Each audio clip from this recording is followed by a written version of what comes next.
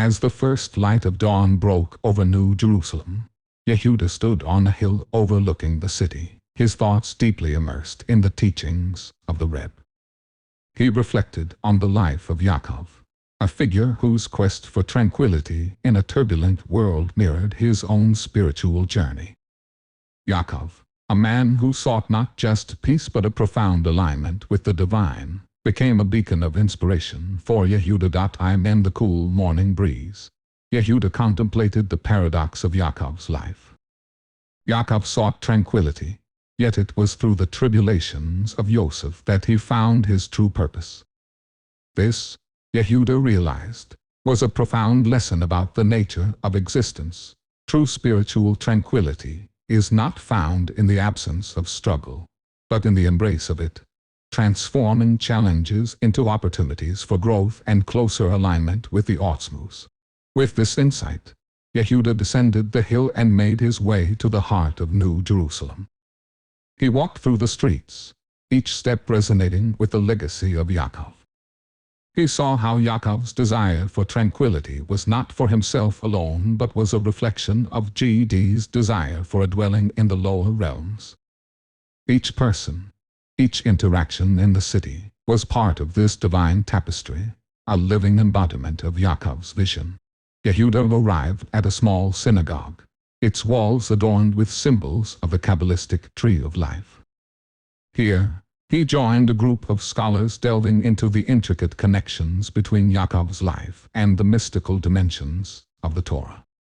The discussion centered on Yaakov's transformation, how the challenges he faced were essential for him to reach a state where he could experience the revelations of the world to come while still in this world. As the scholars debated, Yehuda shared his thoughts, explaining how Yaakov's tranquility was not a simple material peace but a deep spiritual state.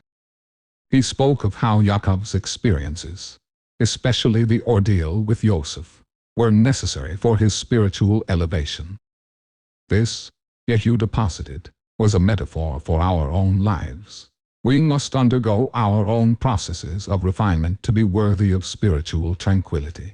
The conversation shifted to the concept of the reward for the observance of mitzvot, drawing parallels to Yaakov's journey. Just as Yaakov's hardships were not mere punishments but steps towards a higher spiritual state, the mitzvot are not just commands but pathways to divine connection. The ultimate reward of a mitzvah, they concluded, is the mitzvah itself, a principle that was exemplified in Yaakov's life. As the day progressed, Yehuda and the scholars delved deeper into the teachings of the Rebbe. They discussed the necessity of complete bittul, self-nullification, in divine service, drawing upon the verse, "Those who love your Torah will enjoy abundant peace." This love for Torah, they realized, was akin to Yaakov's love for the divine purpose, a total commitment that transcends mere intellectual study. The session concluded with a unifying insight. Just as Yaakov's life was a journey towards creating a dwelling for God in the lower realms, so too is the life of every individual.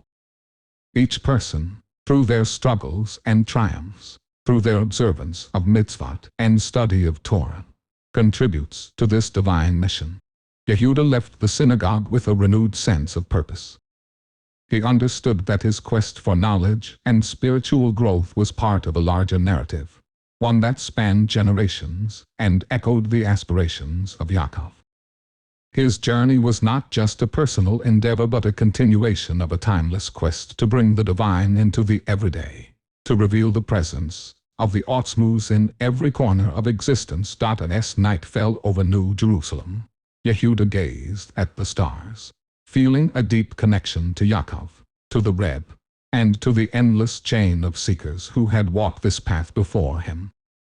He knew that his journey was far from over, but he was ready to embrace the challenges ahead, inspired by the legacy of Yaakov